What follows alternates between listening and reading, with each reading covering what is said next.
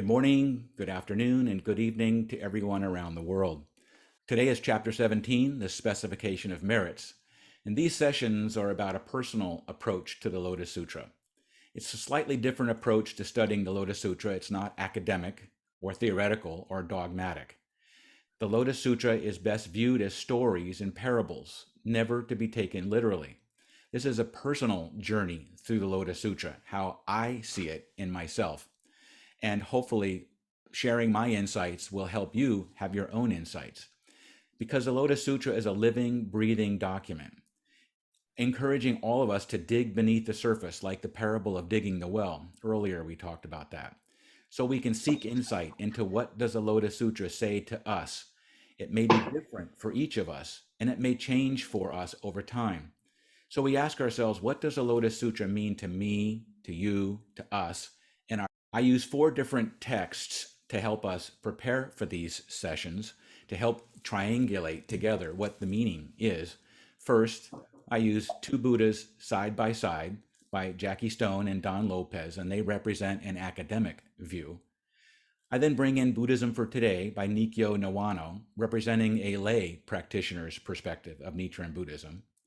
And then Open Heart by Thich Nhat Hanh, which represents a different Buddhist's point of view. And then finally, the Ongi Kuden, which is the oral transmissions from Nichiren himself.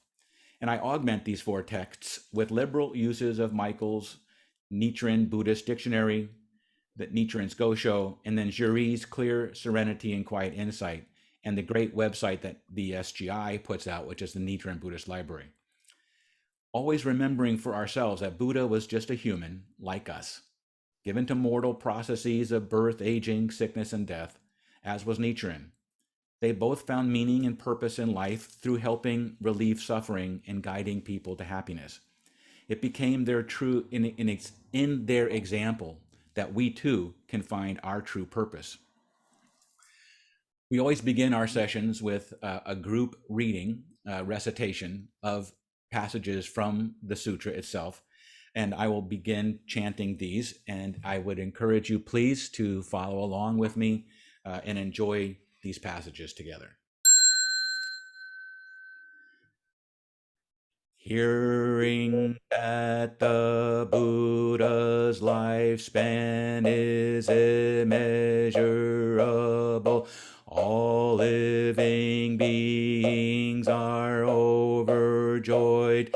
The Buddha's name is heard throughout the 10 directions, bringing abundant benefits to all living beings who are endowed with the roots of goodness that aid them in their supreme aspiration. Ajita, those people who have heard that the lifespan of the Buddha is of such long duration and have been able to experience even a single moment of faith and understanding will attain merits beyond limit and measure.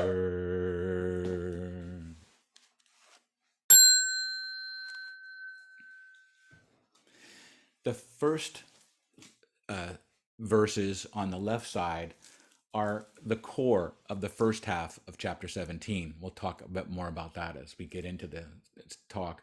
And then the second on the right, the second half of this chapter 17 starts here with Ajita. So we once again rest in Lotus Sutra's profound offering of hope for all beings to be awake, happy, well, safe, and peaceful and at ease, with confidence that our afflictions do lead to awakening, Bono Soko Bodai, and our daily life, no matter what is going on, good, bad, or meh, is the Pure Land, Shoji Soko Nehan. The Lotus Sutra reminds us, encourages us, that the deep happiness we seek does not arise because the world is peaceful or our minds are quiet. Happiness and joy are nourished when we allow things to be just as they are, in this moment, moment by moment, and breath by breath. The happiness we seek is right here, right now. Clear serenity and quiet insight, the Makashikan from Tiantai, can also be translated as stopping and seeing. So stop and smell the roses. If you keep looking towards the future for happiness, you will never find it. As they say in Maine, you can't get there from here. And by happiness, I don't mean the next dopamine hit.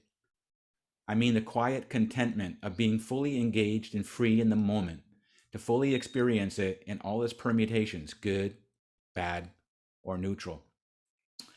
Easier said than done, and I know it sounds simple, perhaps trite, and like a motivational poster. But as we will hear later in this talk, this was Nichiren's driving focus. His mercy, compassion, and consideration for the salvation of all beings, no matter their background, education, and status, is his belief that chanting Namu Myoho Renge Kyo is the good medicine for the sick people of the latter age. Anyone and everyone can awake, be happy, be joyful, and at ease.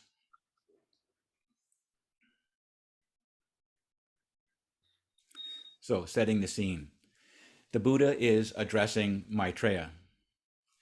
And this is working on two levels, the historical and the ultimate. The historical Buddha, Shakyamuni, the individual Maitreya, but also they're still up in the air and represent the ultimate dimension, no beginning, no end.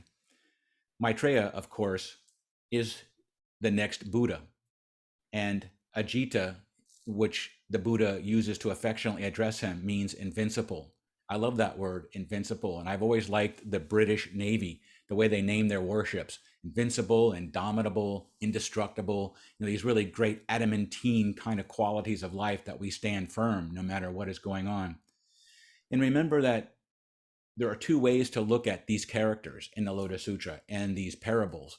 One is historical people, perhaps some of them actually existed, and also that they're archetypes for our own behaviors and desired traits and states. Maitreya can also be translated as loving one, which is derived from the Sanskrit word friendship or metta.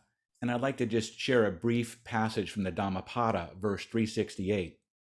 A person dwelling in loving kindness and pleased with the Buddha's teachings attains happiness, stilling of formations, the state of peace.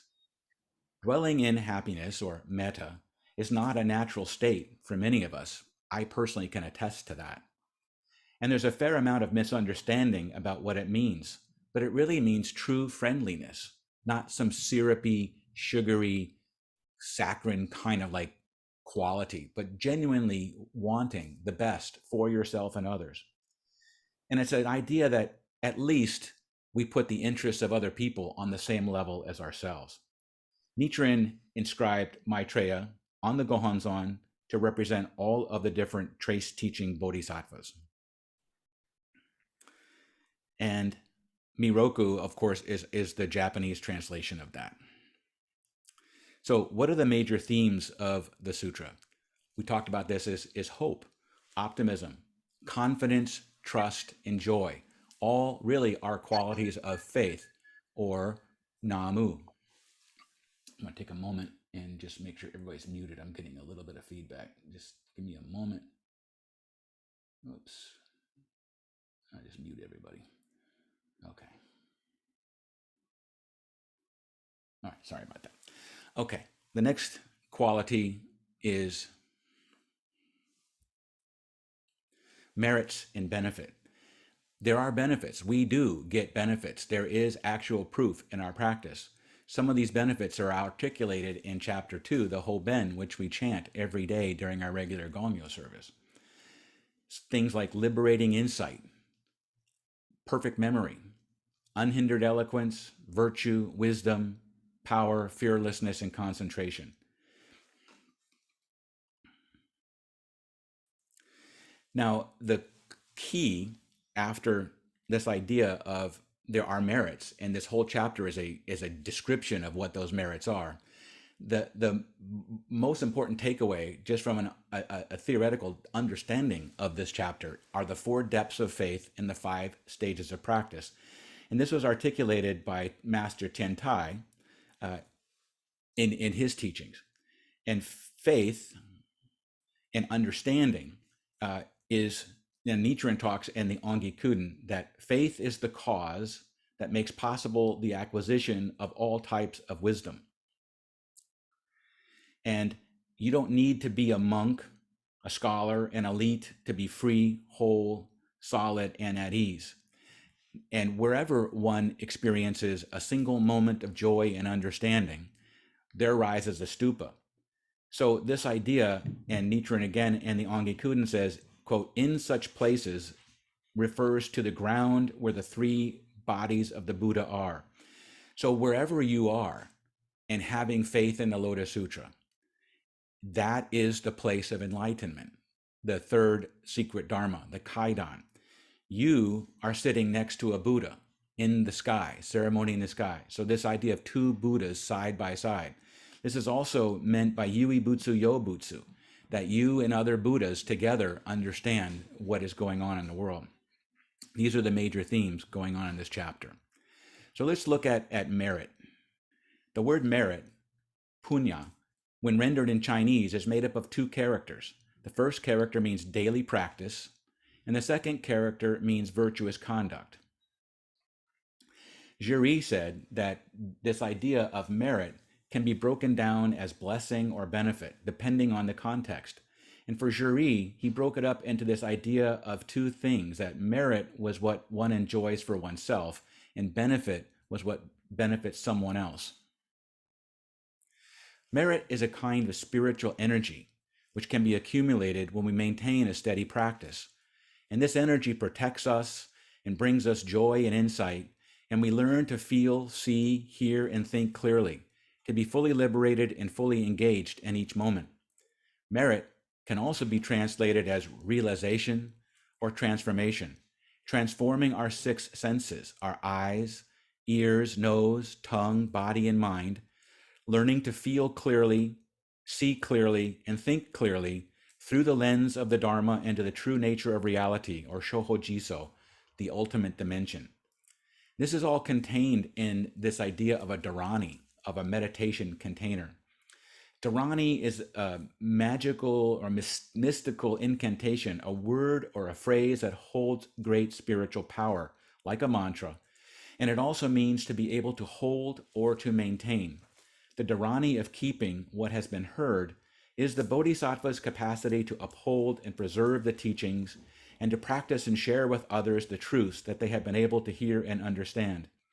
These countless great bodhisattvas have attained the ability to speak with unobstructed eloquence, which is one of the benefits articulated in chapter 17, which allows them to express things in such a way as they can understand, others can understand, and so they can travel throughout all the world's spheres, teaching and guiding others to the truth. And this is one of the great benefits of our practice from chapter 17. Within the chapter, Specification merits are the four depths of faith and five stages of practice, which reveal, as if reflected in a magic mirror, how to put the Lotus Sutra into practice during the Buddha's lifetime or after his passing. And this is a quote from the Gosho that was written to Toki Jonin, the Shishin Gohan Sho, or the four depths of faith in the five stages of practice. So the Lotus Sutra, the Gohonzon, and your Odaimoku becomes your magic mirror. To engage the world as it truly is, to feel clearly, letting go of debilitating emotional attachments, to see clearly, responding to circumstances in a positive and wholesome manner and not just reacting out of fear or anger. And finally, to think clearly, acting with wisdom and compassion. So the Lotus Sutra and the Daimoku, they are your magic mirror. Anybody remember the game Chutes and Ladders from when you were a kid? It's a pretty old game. I don't think it's maybe that popular now. But do you ever feel like your life is like a game of chutes and ladders? One day you feel good, next day you feel bad, next week is good, next week is bad, so on and so on. It's constantly 2 steps forward, 3 steps back, 2 steps forward, 1 step back. It's like, wow, I'm just caught in this cyclone, this tornado, this hurricane of life. And sometimes it makes me happy, and sometimes it makes me down, and sometimes I feel like I'm never going to get ahead. People then and now believe that unless one is practicing all 5 stages, they cannot awaken. And of course, some think one can't awaken. Some think that we can't awaken in this lifetime. We must practice for the next lifetime or the next lifetime after that. Nichiren and Shakyamuni both thought this was incredibly unrealistic and unhealthy as a perspective. But let's get into the 4 stages of faith, 4 depths of faith, and 5 stages of practice. The 4 stages of faith: arouse a single moment's faith and understanding, understanding the sutra's meaning, teach the sutra widely to others, and perfecting one's own faith and insight. According to Juri, these apply to the time of the Buddha himself, when the Buddha was alive. And the 5 stages of practice apply to our time now. They're very similar.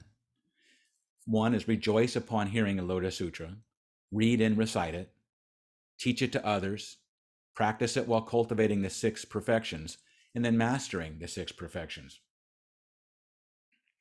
The 4 stages of faith. Well, the 3, excuse me. The 3 types of learning, which were the precepts, meditation, and wisdom, which was a grouping of the Eightfold Path. And the Eightfold Path, of course, divided into these 3 components of Buddhist practices: morality, consisting of right speech, right action, right livelihood; concentration, consisting of right effort, right mindfulness, and right concentration; and wisdom, consisting of right view and right intention. And as I said earlier, many Buddhists, in fact, perhaps most Buddhists, think that unless you're doing all of this, you're not really practicing correctly, or you can't awaken, or that you have to do all of these things and become a master at it, and then maybe next lifetime you'll be enlightened. You'll come back in better circumstances. But Nichiren and Shakyamuni had a completely different perspective, and that it was very unrealistic for us to have that perspective. This is where Nichiren's great compassion and mercy truly begins to shine forth. Within these 2 models of the path, the 4 depths of faith and the 5 stages of practice, Nichiren focused on the first stage, arousing a single moment's faith and understanding, and rejoicing in hearing the Lotus Sutra. And he says in this same Gosho, I too used to think this way, meaning he used to think you had to do it all and be great at it. And then as he developed and he awoke and he realized how the practice was so difficult in the time of the latter age, that this idea was so unnecessary and actually harmful to people, because it kept them feeling like, I can't do this. The full passage from the Gosho was, whether in the Buddha's lifetime or after his passing, those who wish to practice the Lotus Sutra must devote themselves to the 3 types of learning. We just talked about what that was. If they neglect any one of these, they cannot attain the Buddha way in the past. I too used to think this. This, of course, was the Shishin Gohan Gosho. Then he goes on to say that a single moment of understanding by faith. Faith is the depth of understanding, the latter of the 3 depths. Well, faith is the first, which is rejoice upon hearing, and then the latter are the understanding. Now, this idea that all you have to do is rejoice upon hearing the Lotus Sutra perhaps could lead to a risk of, infantilizing people, keeping people under control. We see effects of such comments and things like, just chant, don't worry about studying, or you have to be obedient to your master or your guru or your sensei or your senior leader. Now, Nichiren's assertion that for the Lotus practitioners of our era, the Daimoku replaces cultivation of the traditional 3 disciplines, in effect opening the merits of the sutra to persons without learning or insight. Here he used the analogies of a patient who is cured by medicine without understanding its properties, or of plants that, without awareness, bloom when they receive rainfall. In like manner, he said, beginning practitioners may not understand the meaning of the Daimoku, but by chanting it, they will naturally accord with the sutra's intent. In making such claims, Nichiren was not taking an anti-intellectual stance that would deny the importance of Buddhist study, nor was he negating the need for continuing effort and practice or the value of the qualities that the six perfections describe: generosity, self-discipline, forbearance, diligence, and so forth, even though he rejected the need to cultivate them formally as prerequisites for enlightenment. It is important to recall that Nichiren often framed his teaching in opposition to Pure Land teachers who insisted that the Lotus Sutra should be set aside as too profound for ignorant persons of the final Dharma age. As we have seen, this assertion appalled Nichiren, who saw it as blocking the sole path by which the people of this age could realize liberation. In response, he argued passionately that the Lotus Sutra's salvic scope embraces even the most ignorant persons, enchanting that Daimoku all have full access to the merits of Buddhahood without practicing over countless lifetimes or seeking liberation in a separate realm after death. That's from Jackie Stone's book, Two Buddhas Side by Side. Some may think that Nichiren was too simplistic, too strict, too dogmatic, but this was not only Nichiren's view. Dogen, the founder of Soto Zen, came to the same conclusion. Rather than saying just chant, he said just sit. But Dogen ended up thinking awakening was too hard for anyone who was a non-monastic. More recently, and completely aligned with Nichiren's compassionate viewpoint that anyone can awaken, the late Thich Nhat Hanh wrote, quote, "This wonderful Dharma, then, we need here only one gatha, or one line of the sutra, to understand all sutras and teachings. We do not need to study the entire Tripitaka in order to understand the Buddha Dharma. One gatha contains all other gathas. One teaching reveals the deep meaning of all other teachings. Just as the truth of impermanence contains the truth of no self and the truth of interbeing, this is the meaning of the one contains the all." And this was from his book, Peaceful Action, Open Heart. And he's talking about the Lotus Sutra here. There's a really interesting, fun story from the time of the Buddha about one of his disciples called Chuddapantaka. And Nichiren considers him an example. He speaks of him in several gosho as an example of a person who is not the smartest person, kind of dull, dim-witted, but he could attain Buddhahood by his wholehearted faith. And there's a couple of gosho references to this, but Chuddapantaka and his twin brother Mahapantaka were both disciples of the Buddha. Mahapantaka was very intelligent, and people were always impressed with how smart he was. But Chuddapantaka was so dull that he could not memorize even a single verse. He was so frustrated that he went to the Buddha and in tears said, "I am neither a monk nor a layman. I am a great idiot, a great fool." The Buddha replied, "There is no fool but the one who thinks he is smart." The Buddha then sent him to clean the temple, and as he cleaned the temple using two words as a mantra, sweeping broom, sweeping broom, sweeping broom. Chuddapantaka then had an awakening of insight that to sweep the dust is to suppress the three poisons of desire, hatred, and ignorance. And at once he attained arhathood. Later that same day, Chuddapantaka became a monk. And there was a famous physician at the time, also a disciple, lay disciple, who invited the Buddha and the Sangha, but he invited everybody but Chuddapantaka, whom he deemed to be too stupid. The Buddha accepted the invitation, but noticed that the Sangha was not complete. He then refused to partake of the meal until Chuddapantaka was also invited. They went looking for him, but Chuddapantaka had created hundreds of fictional models of himself. They were all sweeping the temple, sweeping floor, sweeping floor, sweeping broom, sweeping broom. And he used this trick to try and stay invisible because he was embarrassed. But because even with these magical duplicates of himself, he came to the dinner and he overcame the distrust of everyone, gained the respect of everyone, and the Buddha proclaimed him to be foremost among all those who create spiritual shapes and are able to change minds. This whole idea of chutes and ladders, ups and downs, and rejoicing in faith, and just starting here and keeping it simple, offers us a view that our practice is progressive and evolves and grows and deepens from beginner to intermediate to advanced states. It is saying that our initial hope and confidence is actually the sudden moment of awakening, that we are actually Buddhas of no beginning and no end, which brings enormous benefit right away.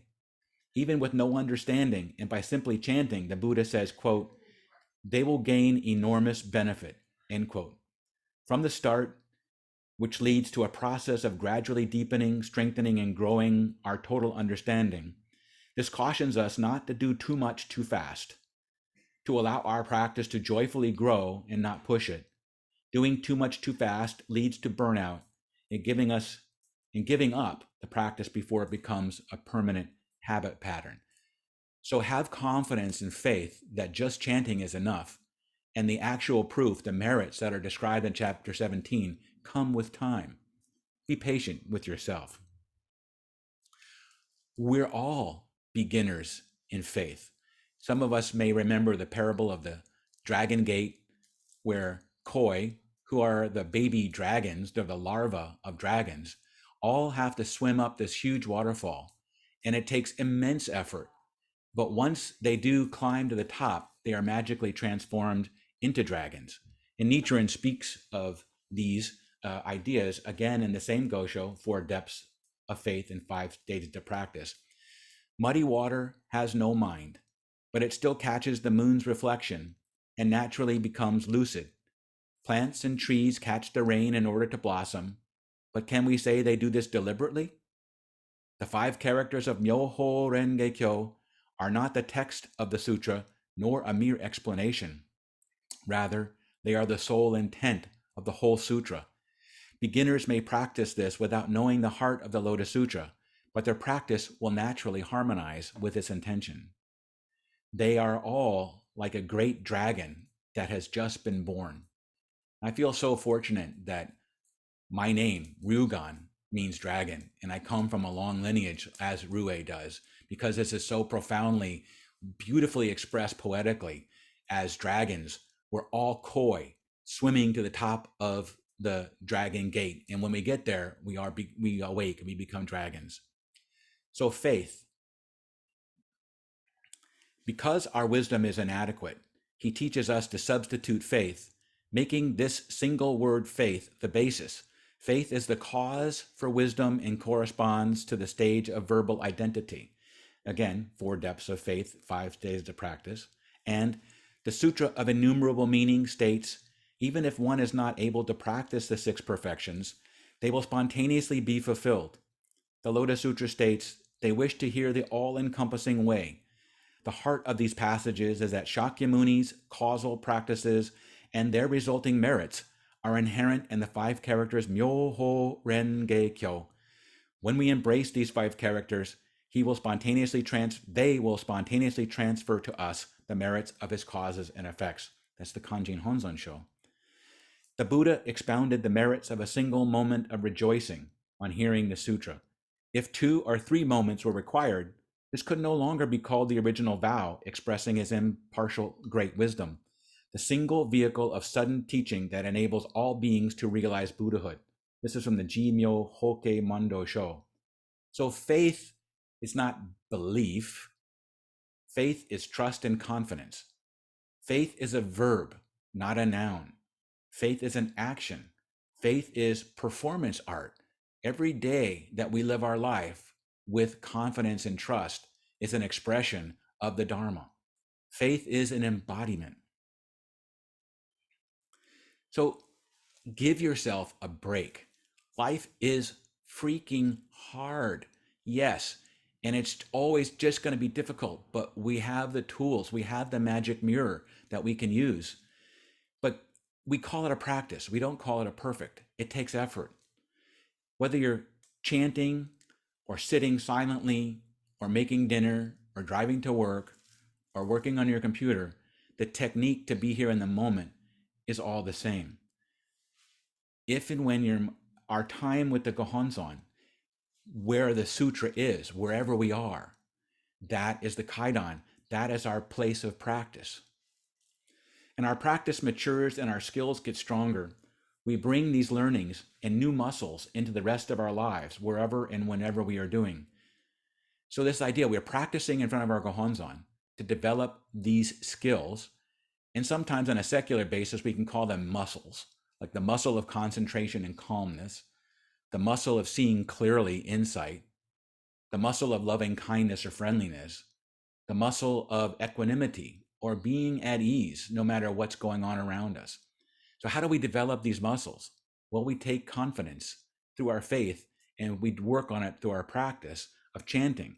And the first thing, and when we're doing this, is we start with when our mind wanders, or we start to, either daydream or ruminate or, recrimination through memories or like regrets, or we start fantasizing things, or we start feeling angry, or whatever's going on.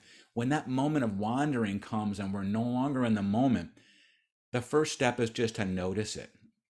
That's all you have to do. Notice it's going on. Oh, I'm angry. I'm happy. I'm sad. I'm anxious. I want to fight somebody. I want to argue. I'm daydreaming. I'm ruminating. I'm now fantasizing about what I could have, should have said to that person last week. And I wish I had said it at the time. And you're now thinking about what's going on last week. You're thinking about what's going on in the future. And you have no recollection of what you're actually doing in the moment. And you may wake up and say, wow, what was I just doing?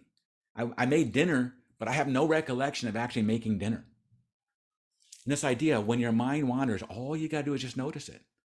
And then no judgment, no criticisms of it, and then smile. Why do we smile? Because our minds do this. This is just how our ignorant delusions are. We just are always wandering. And when we notice we wandered, you woke up. In that moment, you're awake. And so, wow. So rather than, being mean to yourself and saying, well, I sure am an angry, anxious, fill in the blank person, or I stink at meditating, think, whoa, I woke up. That's really good. So smile to yourself, congratulate yourself. You woke up. And then return to your breath. Take a deep breath, say a daimoku or 3, Namu Myoho Renge Kyo. I am talking to the community right now. Namu Myoho Renge Kyo. I am listening to Ryugan talk about the Dharma. Namu Myoho Renge Kyo. I'm making dinner. I'm driving. Whatever. And return. And begin again. And if your mind wanders 10 times, 1,000 times, 100,000 times, that's okay. It's just what minds do. Notice it wandered. Say, oh, I got angry. I'm fantasizing. Smile. I did good. You did good. My dog barked. She did good. Return to what you're doing and then just begin again. And we do this. This is the practice. And as we do this, our muscles get stronger and stronger. We become more patient. We become more calm. We become more insightful. We become more friendly. So what does chapter 17 mean to us? Well, what it means is that, hey, good news, we're all baby dragons. We're all Buddhas in the process of becoming Buddhas. We're all bodhisattvas. You have everything you need to become aware and awake. And Nikkyo Niwano wrote in Buddhism for Today, the Buddha regards anyone who believes and discerns their teachings wholeheartedly as their child, and calls them a Buddha child. They also say that wherever a Buddha child dwells is the Buddhist abode. Quote, it means that the Buddha themselves uses it, end quote. Again, from the text. They declare that they continually abide in such a place, walking, sitting, and lying down. If we have deep and thorough faith, the Buddha themselves comes to wherever we may dwell and abides there together with us. For a believer, nothing is more joyful or desirable. The day begins and ends with religious exaltation, gongyo. We get up together with the Buddha in the morning and we go to bed together with the Buddhas at night. This is the perfection of humans' religious life. Quote, as our practice matures, we mature in all areas of our lives, drawing more mature people with whom we bring out the best in one another. But there is always a temptation to fall back into old, familiar ways of doing things. For example, the 3 obstacles and 4 devils. A good part of our practice is finding the courage to let go of old patterns, let go of all those fears that hold us back, and learn to be patient and persistent while creating new, healthy, wholesome habit patterns and building new relationships. When we chant, we put ourselves into a state of greater insight, courage, and patience, which open up into patterns more in tune with the higher realms of greater freedom from being entangled by the lower realms. So, our great benefit is to become fully liberated and fully engaged in the moment, to feel clearly, to think clearly, and to act clearly.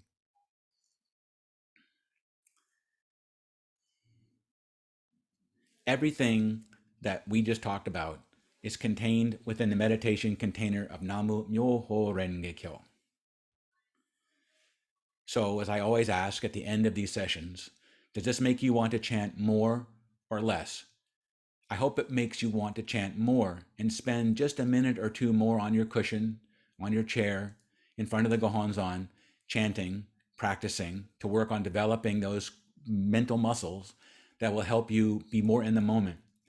And I want to read from, again, a last paragraph from the same Gosho, the 4 stages of faith. The 2 characters in the name Japan bring together all 66 provinces with all their people, animals, and wealth without a single exception. Likewise, don't the 2 characters for India bring together all 70 of its countries? Miao Lei says, quote, as a summation of the whole sutra, the entirety of the Lotus Sutra is included in the title, end quote. He also says, quote, by way of summary, the 10 realms or 10 aspects are used to indicate the entirety of the 3,000 existences, end quote. Bodhisattva Manjushri and the Venerable Ananda used the title of Myoho Renge Kyo to indicate the entirety of the teaching of the Lotus Sutra and the 3 assemblies over the period of the last 8 years of the Buddha's teaching, and to indicate that this is what they meant. The sutra begins with the words, thus have I heard. So I would just like to encourage you guys, read chapter 17, think about what it means to you. Please, then after reading chapter 17, read the Gosho that we were using throughout this whole Dharma talk, the 4 stages of faith, 4 depths of faith, and the 5 stages of practice. It really goes hand in hand, together with this. I hope you all enjoyed the presentation today. I will conclude with Namu Myoho Renge Kyo. Namu Myoho Renge Kyo. Thank you all very much.